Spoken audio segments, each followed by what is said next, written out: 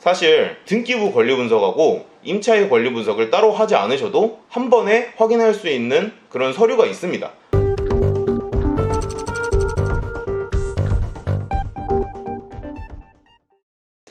네, 안녕하세요. 페어에 대해서 실전 심화반을 담당하고 있는 경매박사 최군입니다. 저는 따로 경매박사 최군 채널이 있기 때문에 궁금하시는 분들은 들어가셔서 한 번씩 경매나 토지에 대한 정보를 좀 얻으셨으면 좋겠습니다. 사실 오늘 이 자리를 만든 이유는 경매나 공매를 이제 막 시작하시려고 하시는 분들께서 가장 궁금해하시거나 걱정하시는 부분 몇 가지가 있어서 저희 실전 기초반 기상 강사님을 모시게 되었습니다. 안녕하세요. 네, 안녕하세요. 초보자분들 또는 이제 막 경매나 공매를 하시려고 하시는 분들께서 좀 궁금하시는 내용이 몇 가지가 있던데, 대표적으로 이제 권리 분석과 그리고 명도, 이 두 가지가 가장 중요하고, 또 추가적으로 공매까지 총이 세 가지가 되겠는데, 혹시 좀 간단하게 이제 권리 분석부터 어떻게 하면 좋을지 설명을 좀 해주시면 감사하겠습니다.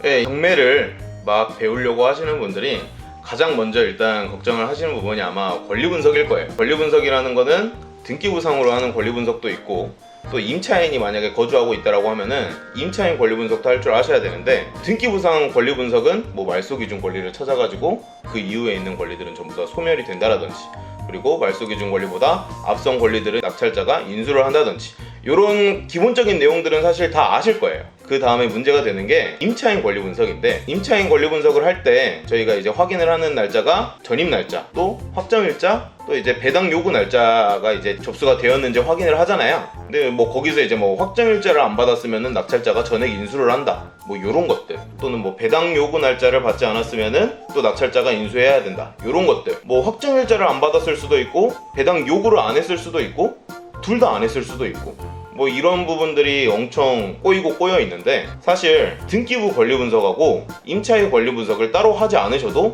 한 번에 확인할 수 있는 그런 서류가 있습니다.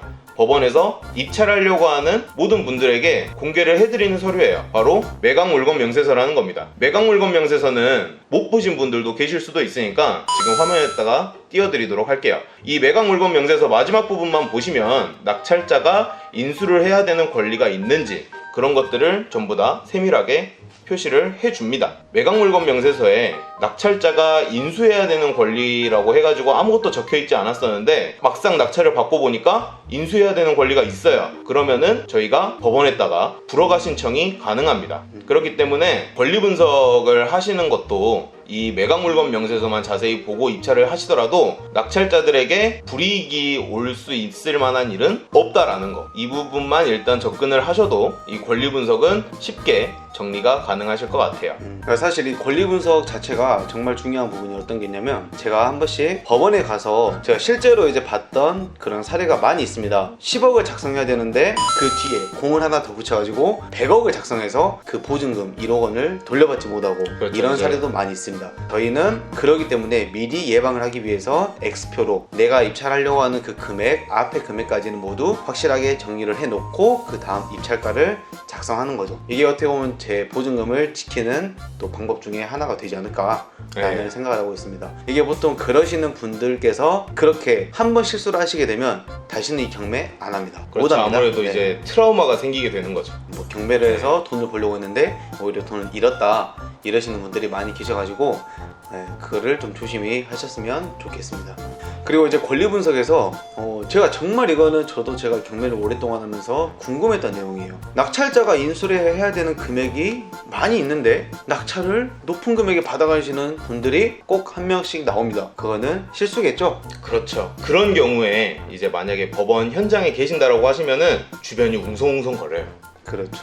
네, 저 또한 웅성웅성 그렇습니다. 그러니까 입찰하시기 전에 매각물건 명세서라는 거를 꼭 한번 확인을 하셔서 여러분들이 권리 분석한 것과 차이가 없는지, 따로 낙찰자가 인수해야 되는 권리는 없는지 한 번 더 확인하시고 입찰을 들어가시면 여러분들의 보증금이 날아가거나 이제 그럴 일은 거의 없으실 거라고 이제 말씀을 드리고 싶습니다. 물론 이 매각물건 명세서로 낙찰자가 인수해야 되는 권리가 있는지 없는지를 쉽게 확인할 수 있는 건 맞지만, 당연히 여러분들이 별도로 권리 분석을 하셔야 되는 거는 변하지 않는 사실이에요. 네, 일단은 첫 번째 권리 분석에서 정말 간단하면서도 좋은 정보 한 개를 알려주셨습니다. 바로 매각 물건 명세서 잘 기억하시면 되겠습니다. 자, 다음 두 번째는 이제 경매가 아니라 공매. 또 경매만 하시는 분들은 또 공매를 은근히 또 모르시거나 이렇게 접근을 안 해보신 분들은 두려워하시고 이러시는 분들이 계시는데, 공매에 대해서 좀 간단하게 또 설명 한번 또 부탁드리겠습니다. 경매는 채권 채무 관계에서 발생하는 게 경매이고 주체가 법원이 되는 거죠. 그리고 이제 공매 같은 경우에는 이제 세금 문제에 해당되는 게 이제 공매입니다. 공매는 이제 한국자산관리공사에서 이제 주도해가지고 매각하는 그런 건데, 사실 이 공매에도 물건 종류가 굉장히 많아요. 이제 대표적인 게 압류재산이고, 또 그 다음에 있는 것들이 이제 뭐 국유재산이라든지 수탁재산이라든지 이런 것들이 있습니다. 압류재산이라는 게 뭐냐면, 만약에 세금을 안 내면 세금 안 낸 채무자 부동산에 압류가 들어오게 되잖아요. 그렇죠. 네, 그러니까 압류되어 있는 그 물건을 공개 입찰로 진행을 해서 매각을 하는 게 이제 압류재산인데, 이 압류재산은 일반적으로 권리 분석이 필요합니다. 그리고 그 말소기준 권리가 적용되는 것도 경매하고 동일하고요. 그렇기 때문에 아무래도 세금하고 관련된 문제이기 때문에 청구 날짜라든지 이런 것들이 적혀있는 재산 명세를 여러분들이 한 번 더 볼 줄 아셔야 돼요. 근데 이 재산 명세를 보는 것도 사실 경매 말소기준 권리를 찾아서 그 이후에 있는 권리들은 소멸된다라든지, 그리고 그 앞에 있는 권리들은 낙찰자에게 인수가 된다든지, 이런 거는 경매하고 권리 분석이 일맥상통하는 부분이 있습니다. 하지만 공매에 있어서 사실 가장 염려스러운 부분이 뭐냐면, 경매에는 인도명령이라는 제도가 있어요. 그렇죠. 네. 하지만 공매에는 이 인도명령이라는 제도가 없습니다.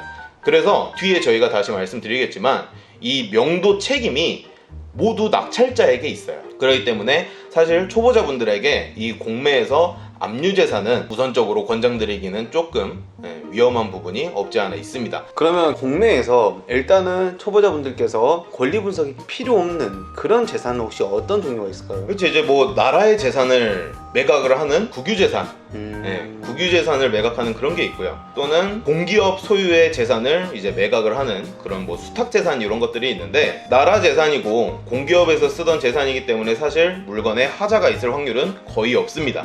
물론 매각을 하면서 낙찰자에게 책임을 떠넘기는 약간 좀 그런 식의 몇 가지 불이익이 있을 수는 있지만, 경매에서 임차인의 보증금을 저희가 전액 인수해야 된다 이런 정도의 이제 리스크는 아니기 때문에 국유재산이라든지 수탁재산이라든지 이런 것들은 초보자분들도 돈만 있으시다면 본인이 소유하고 계시는 자산 수준에 맞추셔가지고 얼마든지 입찰을 들어가셔도 크게 문제가 되지 않아요. 경매는 저희가 직접 법원에 가가지고 입찰을 하지만, 이 공매 같은 경우는 온비드라는 사이트 들어가가지고 인터넷으로 입찰이 가능하십니다. 그렇기 때문에 훨씬 더 직장인분들도 하기가 괜찮을 수가 있는 거죠. 방금 말씀드린 압류재산부터 시작해가지고 국유재산, 수탁재산 모두 공매로 매각이 되는 물건들은 담당자 전화번호가 적혀 있습니다. 그래서 그 담당자 전화번호에 적혀 있는 그 전화번호로 전화를 하셔가지고 여러분들이 뭔가 이해가 가지 않는 부분, 그 번호로 전화를 하셔가지고 물어보시면은 친절하게 상담 받으실 수가 있습니다. 네, 일단은 공매의 장점은 집에서 또는 스마트폰으로 편하게 할 수 있다는 엄청난 장점을 가지고 있습니다. 이 공매에서는 방금 저희 기상 강사님께서 말씀하셨던 두 가지, 국유재산과 수탁재산, 이 두 가지는 어느 정도 초보자분들이 가장 기본적으로 입찰을 하셔도 문제가 되지 않는 그런 공매라고 보시면 되겠습니다. 자, 이제 마지막으로 이제 명도 관련된 내용입니다. 명도는 내가 이 집을 낙찰을 받아도 내가 내 집을 못 들어가는 겁니다. 그 이유는 바로 점유자라는 사람이 따로 있기 때문에 그 점유자를 또 내보내야 내가 이 집을 들어가서 내 소유를 완전히 점유한다고 보시면 되는데, 이 초보자분들께서 가장 궁금해하시고 두려워하시는 명도에 대해서 좀 간단히 좀 설명 한번 해주시면 좋겠습니다. 그렇죠. 명도라는 게 어떤 거냐면, 경매가 되었든 공매가 되었든 누군가 낙찰을 받게 되면 원래 살고 있는 사람이 있을 겁니다. 거기서 살고 있는 사람은 이제 임차인이 됐든 아니면 소유자금 채무자가 됐든 누군가가 살고 있을 건데, 이제 그 기존에 살고 있는 사람을 내보내는 것을 이제 저희가 흔히 명도라고 얘기를 해요. 근데 새로운 사람을 만난다는 행위 자체가 조금 부담스러우신 분들도 계실 거고, 낯설죠. 네. 그리고 또는 뭐 만약에 낙찰받은 집에 대항력이 없는 임차인이 살고 있어가지고 뭐 보증금을 1억, 2억, 막 억 단위의 금액이 갑자기 막 사라져버리는 그런 임차인이 살고 있는 집도 있을 수도 있을 것이고, 요런 명도를 해야 된다는 부분에서 압박감이 좀 있는 거죠. 초보자분들이 이제 아무래도 명도 때문에 경매나 공매를 막상 시작하지 못하시는 그런 분들이 분명 계실 거라고 생각을 합니다. 그래서 일단 저희는 페어 에듀에서 뭐 수강생분들이 이제 낙찰 받으시는 경우가 이제 많아요. 수강생분들이 이제 많이 낙찰을 받고 그러시는데, 이제 뭐 광주가 되었든 다른 지역에 있는 아파트가 되었든 실거주를 하시려고 이제 아파트를 낙찰 받으시는 분들도 계시고, 투자 목적으로 이제 낙찰을 받으시는 분들도 계시는데, 어쨌든 실거주 하시려면은 기존에 살고 있는 사람을 내보내야 하고, 투자가 목적이신 분들도 새로 전세입자를 맞추셔야 되기 때문에 명도를 해야 된다는 사실은 변하지 않습니다. 그래서 이런 경우에 이제 저희가 내용증명이라든지 또는 명도 합의서라든지 저희 실제 법률사무소에서 사용하고 있는 그런 서류들을 대신 준비해가지고 도움을 드리기도 합니다. 하지만 그렇게 이제 서류 작업을 진행했다라고 하더라도 이제 저희의 도움이 필요하신 분들이 있을 수밖에 없어요. 이 명도라는 거는 저희 강사분들의 도움이 필요하시거나 또는 저희 원장님의 도움이 필요하신 분들도 분명 계십니다. 그래서 저희가 명도를 하실 때 스케줄이 맞는 강사님들이라든지 저라든지 아니면 저희 채군 강사님이라든지 스케줄을 맞추셔가지고 명도를 하는 현장에 저희가 동행을 해드리기도 해요. 그렇죠. 아무래도 내용 증명, 명도 확인서, 뭐 합의서 등등 다양한 법적 서류가 많이 있어도 결국 초보자분들은 내가 혼자 이 서류를 점유자분에게 전달을 하고 혼자 점유자분을 만나기에는 분명히 두려움이 있으실 겁니다. 그래서 저희 강사진들이 스케줄을 봐서 같이 동행을 해서 많은 도움을 드리고 있습니다. 그러다 보니까 훨씬 초보자분들도 두려움은 당연히 없으실 거고, 저희에게 또 많은 또 노하우와 스킬을 배우시면서 이 명도의 기술을 익히셨으면 좋겠습니다. 물론 이제 이 명도라는 거를 대신 해드리면은 불법이에요. 안 되죠. 네. 큰일 나죠. 이 명도를 이제 대신 해줄 수 있는 거는 변호사밖에 없습니다. 만약에 뭐 다른 곳에서 금액을 요구를 해가지고 자기네들이 대신 명도를 해주겠다 이런 식으로 한다라고 하면은 거기는 이제 불법 업체일 가능성이 좀 있는 많이 있죠. 그런 위험을 조금 더 신경을 쓰셔야 될 것 같아요. 그래서 이제 저희는 이제 저희가 대신 해드릴 수는 없고 낙찰 받으신 수강생분들하고 그래서 동행을 하는 거예요. 동행을 해가지고는 하는 거는 아무런 문제가 되지 않습니다. 네, 오늘 이렇게 권리 분석과 그리고 공매, 명도 이 세 가지에 관련된 내용을 저희 실전 기초반 기상 강사님을 통해서 도움을 받게 되었습니다. 저희 채널 정보를 보시면 페어 에듀 저희 카페 주소가 있습니다. 여기 주소를 들어오시면 다양한 칼럼부터 다양한 정보 또는 임장 후기 그리고 수강생 낙찰 후기 많이 있기 때문에 들어오셔가지고 도움을 많이 받으셨으면 좋겠습니다. 이상 저희 페어 에듀에서 기상 강사님을 모시고 가장 기본적인 권리 분석에 대해서 알아봤습니다. 이 경매라는 거를 너무 어렵게 생각하지 마시고, 사실 이 경매에 약간 좀 원동력을 부여를 하는 게 가장 좋은 게 뭐냐면 첫 낙찰이에요. 첫 낙찰. 그렇죠. 이 첫 낙찰 그냥 사소한 거여도 상관없으니까 그냥 첫 낙찰에 목표를 한번 잡아보시고 시작하시면은 꼭 성공 투자를 하실 수 있으실 겁니다. 여기까지 페어 에듀 실전 기초반 강사를 담당하고 있는 기상이었습니다.